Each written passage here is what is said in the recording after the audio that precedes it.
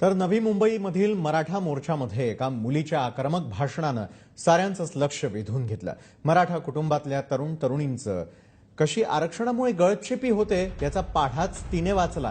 या मुलीचे वडील शेतकरी होते, त्यांनी कर्जबाजारी आणि नापिकीनं आत्महत्या केली। पाहूया तिनं कशा प्रकारे आपल्या भावना या मोर्चावेळी व्यक्त केल्या।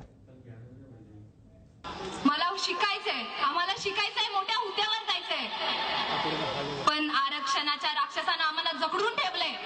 90% मार्क मिळूनही ऍडमिशन्स मिळत नाहीत। माझा उच्च शिक्षित भाऊ आज घरी बसलाय, त्याला नोकरी नाही। त्याचं कारण काय? आरक्षण। मराठ्यांच्या पोटी जन्म घेऊन आम्ही काय पाप केलंय?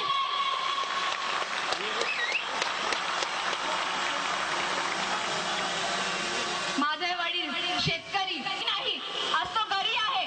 मोठमोठ्या कॉलेजेसच्या ऍडमिशनच्या फीस भरायच्या आहेत। कसं करायचं आम्ही हे सगळं? कसं करायचं आम्ही हे सगळं? सांगा ना, कसं करायचं आम्ही हे सगळं?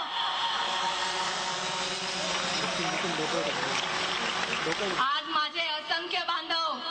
माझे असंख्य बांधव अॅट्रॉसिटीच्या गोत्यात गुंतले आहेत।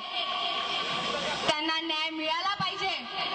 100%पैकी फक्त 4% गुन्हे सिद्ध झाले आहेत।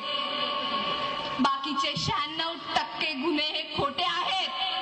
त्यांना ज्यांनी खोटे गुन्हे नोंदवले त्यांनाही न्याय मिळवून द्यायला पाहिजे।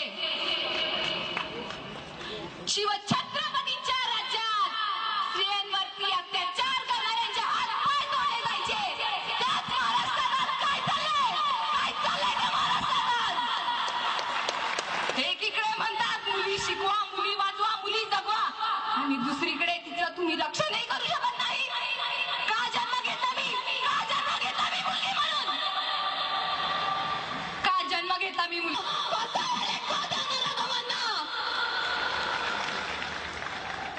नका